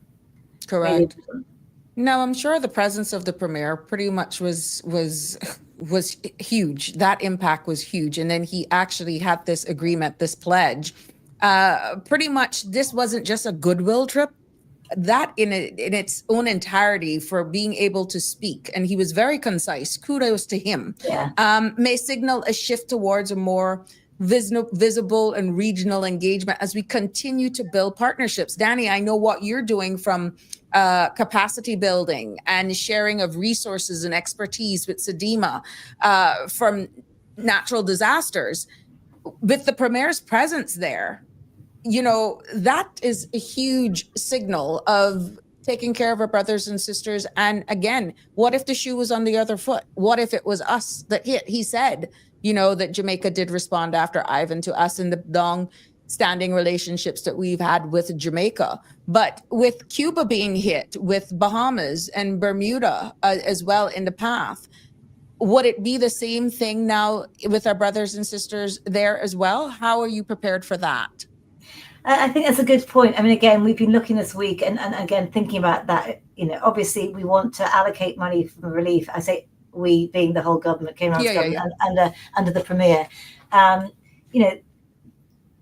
think we've been watching all the countries being potentially impacted. We're very lucky to see that TCI wasn't impacted so badly, and we're hoping Bermuda, of course, as the overseas territories, we're sort of very closely linked as in a constitutional relationship. And we worked very, very hard, both Red Cross delegates and the government over the years with our counterparts in the overseas territories. So we're, keeping our fingers crossed for Bermuda, but it might well be, obviously Jamaica's been hit by a Cat 5 with some serious gusts, and we know the damage is going to be incredibly extensive. But there may well be other things that we need to consider. Obviously, Cuba has had some issues, albeit it was a lesser storm. There may well be significant damage there. We haven't heard back there at this point. But it's not out the realm that we'll have to sort of direct our attentions elsewhere as well as Jamaica.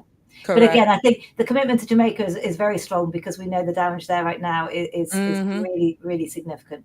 And I'm quite sure there's much more to come as the images continue to surface. And we're hearing what a big role Starlink is being played over there as well, which for those persons who are not understanding what Starlink is, and just Kima, because you only know you get data, what is well known here, Digicel and Flow, and then you hear Starlink, and we're hearing that they scooped in and pretty much is the saving grace for connectivity and communication with family members. So that's been history in the making right there, where you have two telecoms that would normally compete with each other are now joining forces for the greater good. Yeah, it's interesting you say that.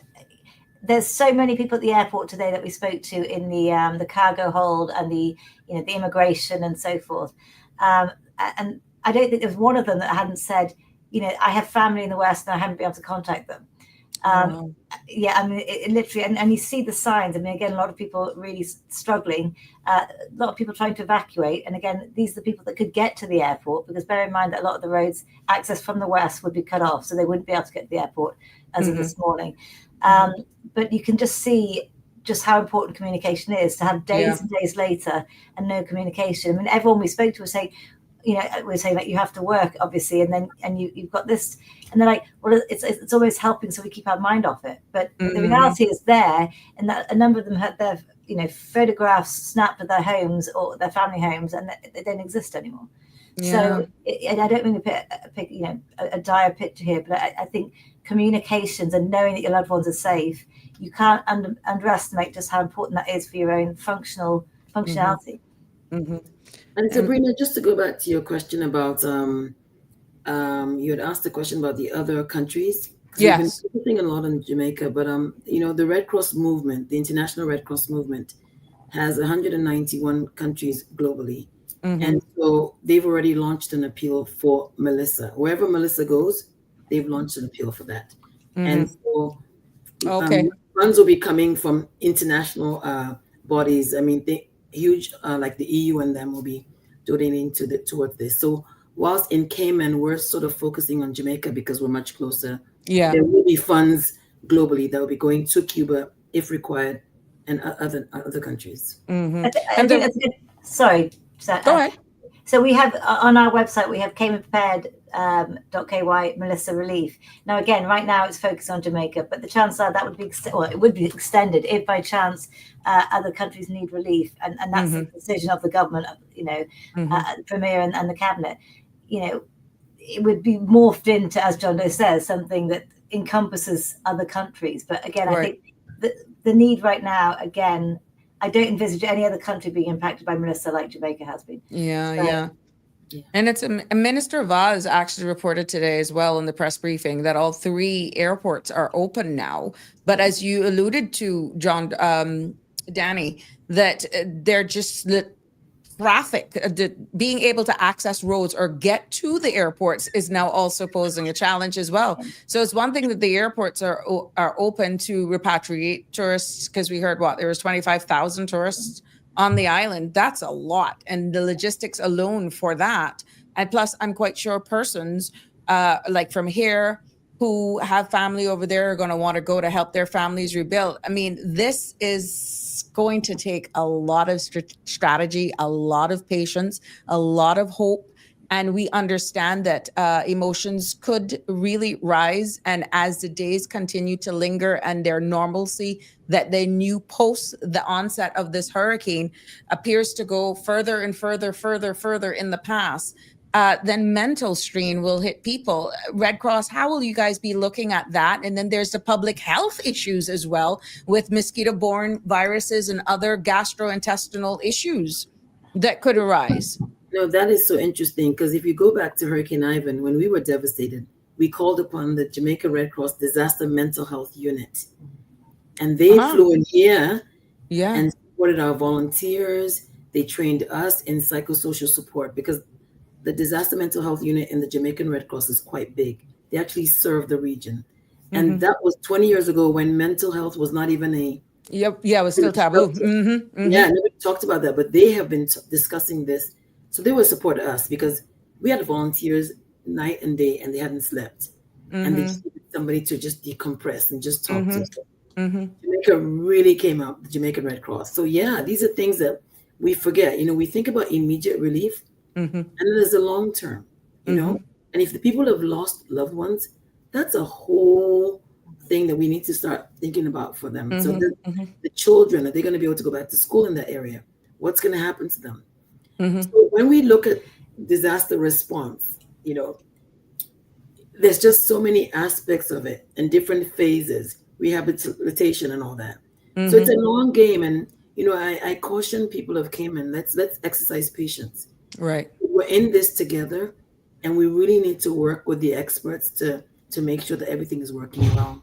I think just to repeat again, going back to mental health.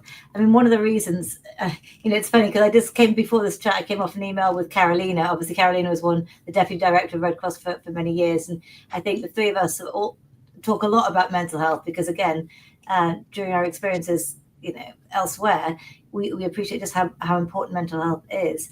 But one of the reasons we have embedded, so we embedded about 5 years ago, before COVID, about a year before COVID, embedded Dipna Carton into our NEOC, and a mental health emergency support team that she leads. And we also set up the Cayman mental health helpline. So in fact, I have this nice little water jug here with her, her on it. But again, just how important it is to provide that support. And whilst that helpline was set up before COVID, we've kept it going. So it's still, and Dipno and the team, again, Wellness Centre and a number of volunteers have done so much with that helpline now. But again, it's all volunteer led, and that line's open all the time. So correct. I think it's one of those things that, well, not all the time, they have hours, but they've definitely increased their hours recently. And again, I think it's really important now for people of Cayman. Obviously, Jamaica, we really need mental health support, and we'll need it for some time. But even people of Cayman right now who've got family over there, or a lot of people suffering PTSD from Ivan, watching it, they may have no connection with Jamaica, but at the same time, it's really important that we are all focusing on those needs as well, our own wellness. And if you do have family and friends over in Jamaica, which I think most people do from Cayman, we are thinking about those kind of things and making sure that we are acknowledging our own feelings and working through them in whatever way is right for you as an individual. Correct. But I think, you know, the resources are there. The Cayman helpline is there, and there's a large number, Alex Panton Foundation, a large number of really good resources in Cayman now for that kind of support. Kids helpline, you know, it's all there. So please don't not contact them because again, they're there to help. And going back to the staff of the Red Cross and understanding the role that they played in assisting the Cayman Islands post-Ivan. Yeah. For everyone who experienced this, let me tell you, John Doe, those people are going to need help themselves. Oh, just actually, because they're giving. They've constantly poured. Those persons are different. They're made up differently. But now they too are impacted, and they also still have to be there to try and console persons, even the medical personnel, the frontline, the first responders over there in Jamaica as well. I think outside of the uniform and their roles, people forget that underneath all of that and the titles, they are humans. Yeah. And everything is going to be stretched to their limits. And at some point, even clinicians are going to need mental break. No, and so important. Yeah, no, I mean, and when I look at the Red Cross movement, you know, following Hurricane Dorian in the Bahamas, 2019, I mean, I went there long afterwards, like a couple months afterwards, and every Red Cross organization within the region was there. The Americans were there, the Canadians were there, even European Red Crosses, and that's how the network works. You just come in to support because most of the Red Cross volunteers on ground have been affected. They probably don't have a home. They probably don't have. So we send in experts to be able to support. But just to reiterate for John Doe, you know, obviously they get invited in, so they're going at the request of the Red Cross. Okay. Yeah. So again, it's just like sending in goods. We would never just go into somebody's home per se, but But when they tell us, once they've done the assessments and they say we need expert in logistics, we need in warehousing, we need in transportation, we need in whatever it is, then they tap into sort of the regional and international bodies to say, who's good in this? Like an American who's going to do this, somebody from Sweden who has expertise in telecoms, and together they support. So there's going to be a lot of that in Jamaica within the next couple of days. So and actually, with that as well, we're, as I mentioned, we were under the SEDIMA mechanism, and we've already had calls out to join and activate with a team over there as part of the SEDIMA mechanism. It's something that we may need to consider. And we do have teams on standby for medical, clinical through our medical relief, EST, again, which is the three main hospitals. But again, I think that, that coming back, when you're seeing all the stuff that you'll be seeing, whoever's working over there right now, my own experience from Thailand, again, after tsunami was, I didn't realize when I was there, having experienced Ivan and then working in recovery for about 7 months, I thought I was fine until I was there. And then I came back and trying to reintegrate again with the community. And I remember I was going to a wedding and my sister says, can I have a head writer? And I'm like, I just blew up. I just exploded. It was such an insignificant thing. We're going to a wedding. Of course, you want to blow dry hair, but I realized then I needed help because it's one of those things. Oh, wow. It was a real trigger for you, almost like a trigger. And because I'm like, why do you need a head writer? It's so silly, why it's such an insignificant item. But you don't realize when you're there just how difficult it is. And then often, well, I say some people do, but when you come out of it and you go back into normal community, I think that's when a lot of the emergency responders really, really do suffer, because everything really does sort of pale into significance as to how important it is in life. And again, providing support, long-term support is going to be really important for a lot of people who are going to be responding. Correct. Oh my goodness. I think we did this in, I just remember Hurricane Paloma, the hit came over. The BRACas just needed that kind of support. So what we did was we called in for a RIT, which is a regional intervention team member. We had one person fly in and we said, your job is just to coordinate that whole thing, because right now the BRACas are devastated and we need one person who has no ties to, I need to check my house, I need to check my family, I need to check my kids. You're far removed from the disaster and your job is just make sure you provide information so we can then provide support. And that worked out quite well. Right. Now, in a perfect world, we're talking here about assessment of the damage. We can speak at that on a national level, John Doe and Danny. But when it comes to those persons right now who are cut off literally from the world, and they don't have any doors to close, any kitchen to go to, and you see some of the pictures from the helicopter aerial pictures that are coming out, do you think a national response in just triggering certain things just become instantaneous, understanding the vast amount of damage that Jamaica actually experienced? Do you think that what you and I know from the CERT training, from mass casualty, from a natural disaster, do you think then it changes looking at the magnitude of this hurricane and the vast amount, widespread damage that was caused to Jamaica? They got logistical problems in itself because it's such a mountainous terrain. You can have stagnated and standing water into valleys and areas that we're not used to because of just how the Cayman Islands is. There is no textbook that could actually prepare you for everything. They would have never thought some of the main arteries would just be totally compromised. And the walls from where these rivers or gullies are just totally just removed till houses are moved off of their footing. Do you think that looking at this whole going and doing this assessment as you and I and John Doe know it will change because of the extent?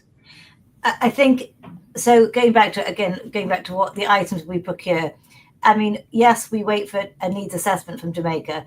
Right. We've the conversation we had 3 days ago. We're like, we already know pretty much what's going to be on that list because we have our own experiences. So the items we're looking to procure on standby have been done pretty much before the list comes out. And then what we do is literally, okay, well, they're not asking for that. But again, anyone in this line of work will know that generators, cleaning kits, sanitation kits, hygiene products, there are some very obvious items that you need in any large scale emergency.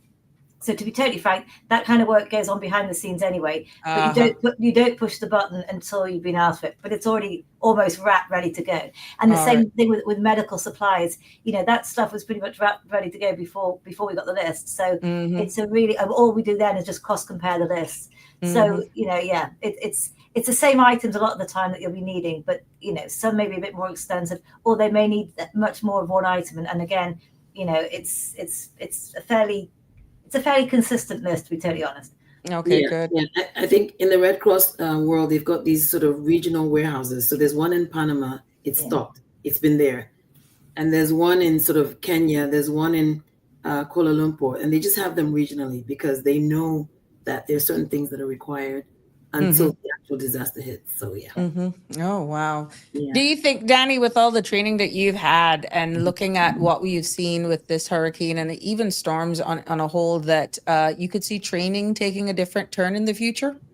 I think, fortunately for us in Cayman, we've done a lot of training over the last couple of years. We've changed a lot of our systems to do, like right now in the last few days, obviously, because, 5 days ago or 6 days ago, it's been a very, very long, I can say this week has been a very long month, Yeah. Because we activated ourselves, our own structures for the storm for Cayman 7 days ago, whatever it was. And we wanted to get ahead of it. We mentioned sandbags, getting our shelters ready, getting our teams ready. All that was done as a precaution. We always have to err on the side of caution. So a lot of the training we've done over the last few years on the incident command protocols have been embedded again this journey round. I say this journey round because, again, I do think any experience is obviously very good for training itself. You can't get better training than a real life experience. Ironically enough, I think one of the things we focused on more in the last year, and through actually we hired a recovery specialist, is relief and recovery. So we focus a lot on preparedness and how do we get our hurricane supplies and all that kind of stuff, which of course I think Cayman nowadays has got a really good hand on.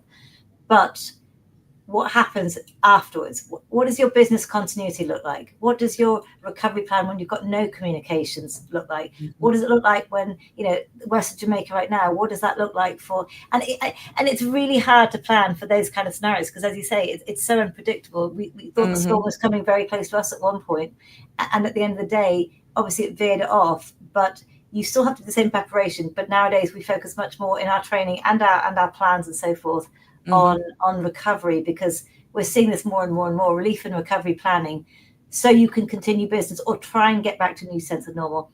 The west of Jamaica is not going to get back there anytime soon, but again, at least these things should be starting now. So you build back better. You try and implement structures, and yes, a lot of it is through training. But I think in the last 2 years, we've done a lot of training that actually focuses not just training, plans and the structures that we've implemented and the jobs that we've been recruiting for are very much focusing on what does this new thing look like. It's very different. Yeah, there's a question here, whether or not our regiment will be heading down there. And from what I'm taking away from the conversation, if it is not asked for, in this case, you don't just insert yourself. Am I correct? Absolutely not. One of the worst things you can do is just turn up and decide that you want to go help, because whilst, again, I'm sure half the time it is well-intentioned, we are, as I said, we have a surge capacity medical team on standby through the 3 hospitals as part of our own national structure, and that we have 25 people there ready to go. But until we're asked to go, as that 25-person team's asked to go, we wouldn't embed ourselves. We have no doubt that the request is coming soon, but again, we have to wait for that request from ODPEM and their health ministry. Same with the regiment. If they need regiment services, again, it's something we can potentially offer. But just to bear in mind, I think I mentioned as well, we are all, a number of us are all part of this SEDIMA rapid response teams, damage assessment teams. So we've already been called upon on this. Now, again, we want to focus right now on the relief supplies for Jamaica, but it may come to a time that we will activate certain teams, be it through SEDIMA or be it through our own bilateral relationships with Jamaica. And regiment could be one of them, Red Cross could be one of them. There's so many different aspects, but you don't want so many damage assessment team members and no logistics personnel. So again, it's really to coordinate those numbers itself is very important. I mean, just an example of us here in Cayman, right after Hurricane Ivan, we had some gentlemen just fly in and they had blue uniform. Like, who are these guys? And then they had they had Red Cross on their arm. So I thought, okay, it's a Red Cross. And they walked into the Red Cross headquarters right there, and they said, and of course we're all like sweaty, and it's been like 5 days, and they're like, oh, we're here from I can't remember which Red Cross it was, and we're here to help you. We're like, okay, we didn't ask, thank you very much for coming, but honestly, what were we gonna do with all these guys? Where were they gonna sleep? Who's gonna be driving them around? Where are we gonna feed them? And there was so much we were thinking about. It was just too much for us, and we actually had to say, thank you very much for your help, but we don't need this right now. And if somebody heard that, they were like, oh my gosh. How ungrateful. How ungrateful. Yeah. Mm-hmm.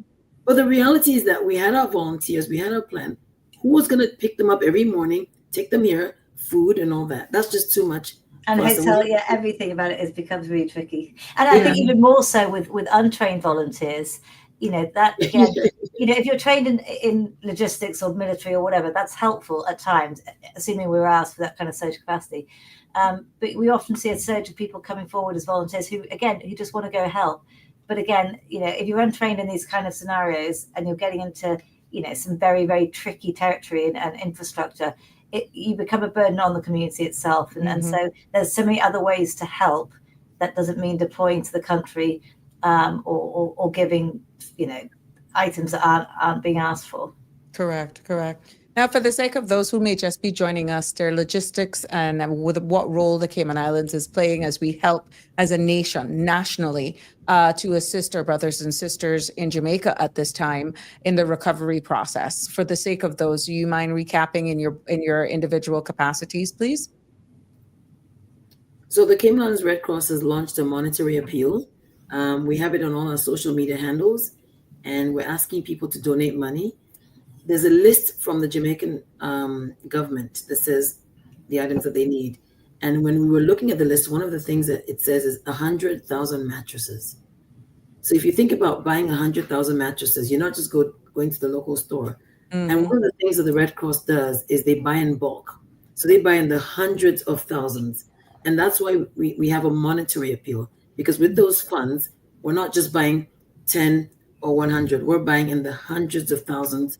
That way we maintain quality control.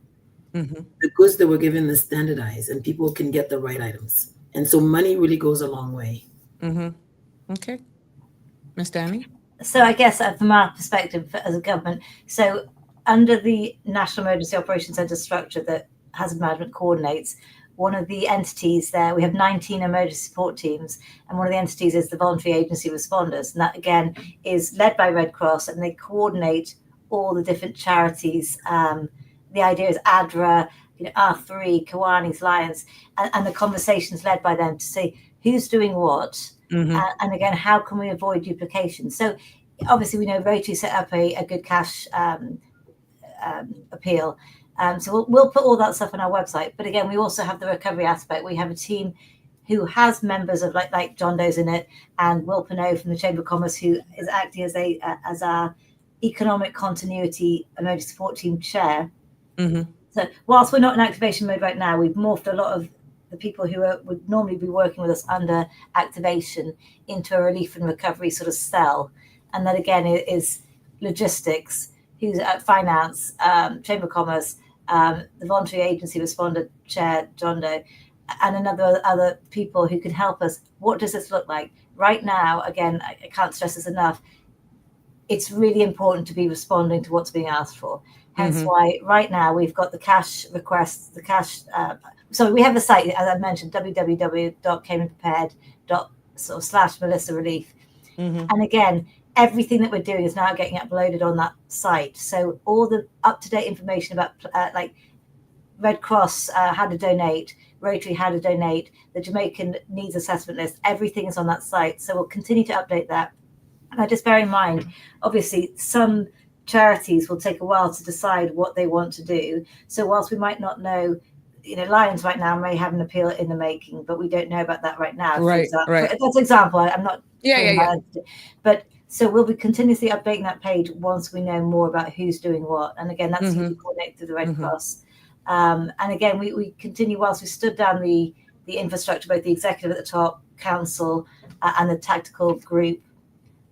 We're still providing them daily updates, a full continuity, full COP, which is a common operating picture, to give a really good idea of what's happening in the region, what's the request, what's happening on the ground here in Cayman, and what's our communication strategy and all that kind of stuff. So that's kind of, as we're sort of the coordinators, I guess. Correct. Behind it. Now, this is from a national perspective. As the flights continue to go to Jamaica, and I'm quite sure ships as well, persons will individually be sending stuff down. Now, that is in itself their personal responsibility. The purpose of today's show was to look at it from a national perspective, but I'm quite sure persons who want to pack supplies down for their immediate family members that go specifically for their family, they will have to see what services will be provided here in the Cayman Islands that will be specific for their immediate family. The purpose of today was to just highlight it from a national perspective, what the Cayman Islands with the Cayman branding, not cherry picking any particular household, because in your individual capacities representing the government, the Cayman Islands and the Red Cross nationally, you can't say I'm going to Obi's house, or I'm going to piggyback on this and send to Sabrina's family. No, you have to honestly only do transactions with the government of that country, just for full disclosure and the purpose of this show. 100%. I'm so glad you said that, because again, everything that we send over today and everything we send over in future will be consigned to ODPEM, which is our equivalent over there. And everything we send over is in a line with their needs assessment list. So nothing that's on that list is going from the Cayman Islands government to an individual or your friends or people that work for the Red Cross family or anything like that. It is going to Jamaica's version of hazard management then. Am I correct? The only thing I would say that was slightly different today is that there was a consignment of MREs, which are meals ready to eat, that were consigned to JDF, Jamaican Defence Force. But that would make sense. Is an agreement. So that's the only time we would stray away from that. But again, everything moving forward is going to be consigned to ODPEM, as it was today, other than that one. Yeah. I thought it was important for me to highlight that, because we keep hearing this broad brush statement that yes, the Jamaican government's going to get it, but my family's not going to benefit.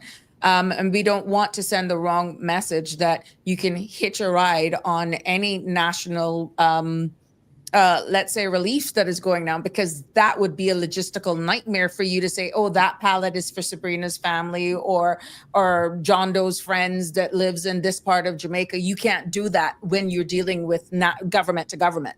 Well, I think what's great now, again, the airlines are open, the commercial airline flights are happening.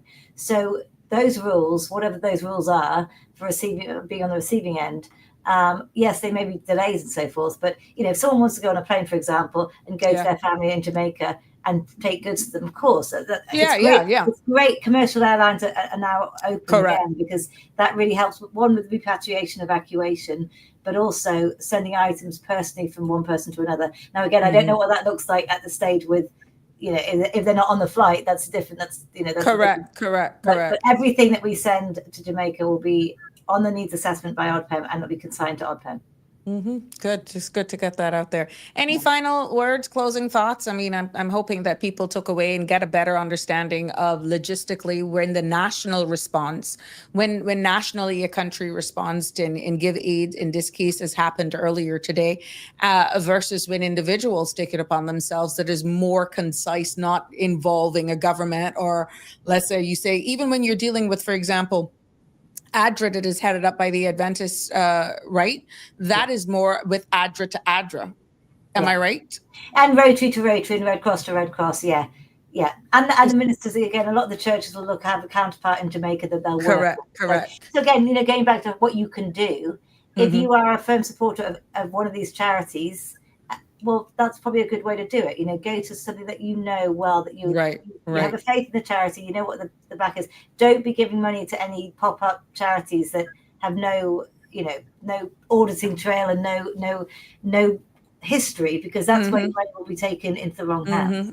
And be very careful of those online links as well that didn't exist before. GoFundMe pages, but it has a government, looks as though it's a government link on it, but is not a true government link. And while we were talking here, I did put up the link for Jamaica because someone asked for it, that you can go directly for Jamaica. Yeah. So and we have that link on our website as well. Okay. But another interesting thing that came up yesterday was the fabrication of AI photographs that weren't legit. And again, that unfortunately in the times we're living in, that's going to be a problem in the future as to what is legit, what's actually the real thing. And it's a new world that we're living in as far as technology goes.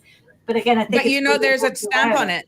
There's a stamp on some of them unless it's cropped, because it does say AI generated on the top. So there were some sites on Facebook I saw where on the pictures that you thought it was for a legit site, but then the picture actually has like in the top left-hand corner, AI generated. And then you pause. So you know, at the end of the day, you don't want to be sharing those because you can't authenticate that it's legit. It's AI generated. Yeah. And unfortunately, Sabrina, not everybody will see that. Not everybody says, and you know what, you can crop. I mean, so much is going on. So people have to just be a bit more vigilant. And if you get a photo or you get a video, don't be too fast to just share. People like to just share things. Make sure it's the right thing and it comes from a correct the one of the shark that was jumping into the car. Yeah, exactly. It's so true. Again, and even some of the images we saw the day after, well, I guess it was 2-3 days ago, were actually, we could see the timestamp was days and days beforehand. It wasn't a legit source. So making sure you're sharing official sources only, and making sure you're doing your bit. And again, I mean, just to reiterate, I think in the closing, it's like, the people of Jamaica really, really need us right now. We have to make sure we're doing what's right for them and what will help them and not what will hinder them. And again, unsolicited donations will hinder the whole supply chain and actually become a real burden. So we're really strongly encouraging the public to do their part, to give responsibly and with dignity. And again, let's be part of this together and help them in any way we can. Correct. John Doe, any closing words from you, my love? Well, I know a lot of people have been asking, like, how can they volunteer? So at the moment, we don't have a direct task, but as time goes on, because like we said, this is a long game. It's not over like on Friday and then we sort of next week we come back to normal. We're going to be helping for a while. So if there is a need that arises from the Jamaican government or the Red Cross to say we need this, and if we need people to pack supplies and all that, we will reach out. So people need to stay tuned and listen to your trusted sources, and we'll send a message if we need manpower or woman power to help out, because you just need people to help unpack things. So we'll let people know. And of course, Melissa has, of course, Cuba, Turks and Caicos, and Bermuda in its path. So this conversation, even though it's primarily focused on Jamaica from a national perspective right now for the role in which these two guests are with me this evening, this conversation could possibly change to also include other jurisdictions. We know that Turks and Caicos and Bermuda are British overseas territories, just like ourselves. And based on the damage that they actually receive over there, we could hear from these persons again doing this appeal, also extending it to those other jurisdictions as well. So it's not that this is signed, sealed, and delivered only for Jamaica. We're going to keep abreast of what's happening with our brothers and sisters in the Caribbean as a whole. And what we need to bear in mind is when you see persons like the Red Cross, when you see persons like Danny here, they are speaking from a national perspective, what the Cayman Islands with that brand on it, and they are dealing with the governments of those jurisdictions. So that's the biggest takeaway. But this conversation could change to possibly showcase what national efforts may be in Turks and Caicos, maybe in Bermuda, maybe in Cuba. We don't know. We just have to wait. But I hope that the key takeaways here this evening will state that you just don't insert yourself. You don't just show up there in a government capacity from another jurisdiction unless you've been invited. And there is due diligence that has to be done on both sides, checks and balances as well, because should you, the people of the Cayman Islands, which I've heard saying with all the help that we need here, how much houses are sitting there that are built and people need to get into, why are we doing this over there in Jamaica when people here needs help too? We understand that. But the purpose in which they went to Jamaica is helping our brothers and our sisters in a natural disaster, government to government, helping our brothers and sisters with their immediate need. They did it as a Cayman brand. We have our own domestic issues. The Red Cross is there to help us. Danny kicks in and comes into the play when we have issues happen here. But what they did was a message of solidarity, taking care of our neighbors with the Cayman brand. I want to thank you all for your service. I want to thank you for joining me here on Sabrina Speaks. And I hope that this will not be the last time, even if it's from an educational standpoint, so we understand how all of the wheels turn, because you're having conversations, but because we're not getting enough education to understand when you're talking about Sedima and setting up this arm and set, I can assure you, Danny, they don't understand it. But it is perfect timing now for people to understand what resources and stuff we have here in the Cayman Islands. And it's sad when natural disasters like this happen and certain things kick in, that's sometimes the first time you're hearing about them. So I'm happy that we were able to scratch the surface, to start and open the door for discussions so that, God forbid, we're ever hit, Cayman will be assured that we have certain things, certain connectivities, MOUs set in regionally, that we are well poised, hoping that nobody gets hit with a natural disaster. But at least we have certain things set up here that has us in a very good posture to being able to respond in ways that I think will probably blow people's minds if they have an idea of really what's going on behind the scenes right here in the Cayman Islands. 100% agree. Yeah. And you invite us on any time. John Doe and I love talking, and we love hanging out together as well. So by all means, we're always happy to come on the show and then talk more. Yeah, absolutely. Anything. There's always a lot of information in disaster management, so yeah, we can always come back. So Connie was saying, I want to just make sure I don't. So we did it in Ivan. So what's the problem? That person is, okay. They were just commenting on what we were saying. No, this is general statement that is being made, Connie. We're just not picking on anything. We're just doing broad brush comments that are made. Who shows up unexpectedly on humanitarian causes in another nation? It has happened, Cameron. John Doe shared the story. It happens. It happens a lot because it's coming from a good place. So I don't think people are saying, they think, this island has been hit or this country. They will rush in. People rush in and say, we're here to help. And so we're very cautious, especially even though we love Jamaica a lot, we're actually saying, what do you need? Give us the list and we'll try and help. And even from a Red Cross perspective as well. Yeah. It's more targeted. It's more concise. And you're actually really honoring what they need. You're answering their call. Like the example you gave. If I say, John Doe, I am short on pillows, and you bring me one whole pallet of Clorox. I didn't ask for Clorox. I asked for pillows. So yes, excellent example. But thank you, ladies. And again, thank you for all that you do. Congratulations for that first trip, guys, for the logistics standpoint in it. And I'm quite sure you'll be hearing more from our government with more details on exactly how this unfolded, be it in this space or other spaces. But I'm happy that I was able to share it in real time, what transpired earlier on today. And thank you for all you do. No, thank you so much, Sabrina. Thank you. And again, just another reminder, just to follow our page at www.caymanprepared.ky/Minister Relief, because everything was doing in regards to this response, it will be on there and up to date all the time. So thank you so much, listeners, and thank you, Sabrina, and thank you, John. Lovely hanging out with you as always. Both of you. Take care, guys. Take care. Have a great day. day. Take care. Sure. Bye-bye. There we go. And there you have it. Yes, Connie, it was just a general statement. I read a lot of the comments. Yeah. They appreciate your thanks. Yes. But tonight, we didn't hear just from updates. I'm hoping that you were able to understand from a national perspective exactly why the Cayman Islands delegation went down there that was presented by our Honorable Premier. Andre Ebanks. You see the picture here. They were there. And that's a pledge that, you know, even though they took US over $200,000 in value, $2 million US in value with essential supplies that we heard, medical supplies, generators, that sort of stuff, based on a checklist that was received from Jamaica. And the Cayman Islands government was the first official humanitarian flight on the ground today in Jamaica.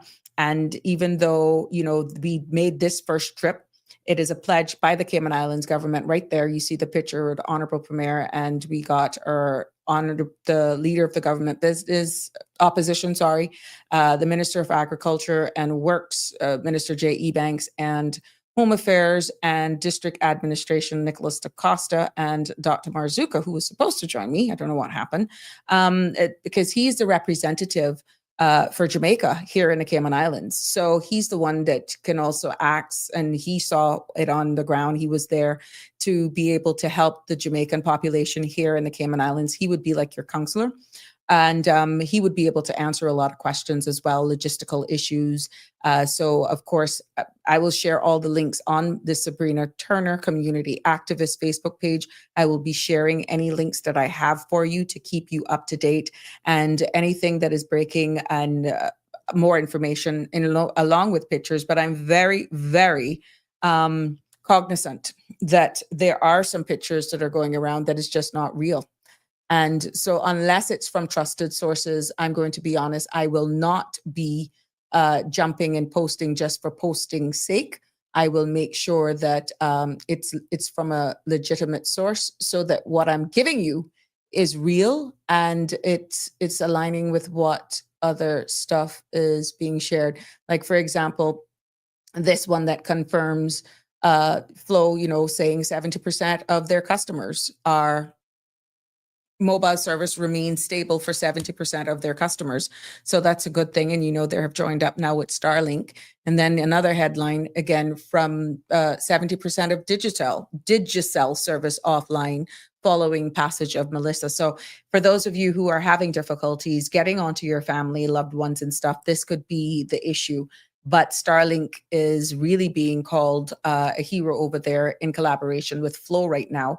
And I'm quite sure in the coming days, you will, who have not heard from their friends, family, and loved ones, will hear from, yeah, okay. Thank you for that update, Connie.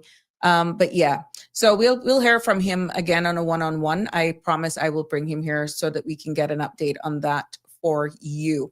So tonight, I want to thank our guests, Hazard Management and Red Cross, for just sharing their insights and being very open and honest with you with the role that the Cayman Islands has played here today. And there are more information as well, I'm sure, in the coming days will be released by our government, just legitimizing,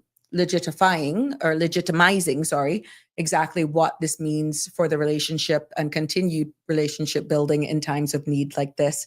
So, you know, I just want to thank you all for joining me here again this evening for another episode of Sabrina Speaks. Looking forward to bringing you tomorrow's episode as well. Hoping to get some young people on. And, you know, tomorrow night is trick or treat. I hope that everybody will have a safe night. And for those of you who will be entertaining those children that will be out trick or treating, please be careful on the roads and take your time in some of these areas for those persons and families and kids who are going out dressed up in their costumes, having a good time tomorrow. So yes, until tomorrow, please stay safe. I want you to be informed, be vigilant, and be kind. And above all, be ready, not just for a storm, but even for the healing that follows, because there's going to be a lot of healing. It has been my pleasure. This has been another episode of Sabrina Speaks. Have a good night. That's a wrap for today's edition of Sabrina Speaks. Thank you for tuning in and for being part of the conversation.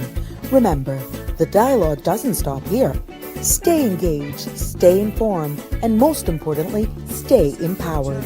We'll be back tomorrow at 5 p.m., same time, same place, right here on CMR TV and radio, where your voice matters and your truth is heard. Until then, Cayman, take care of yourself and each other. That's it for today's edition of Sabrina Speaks.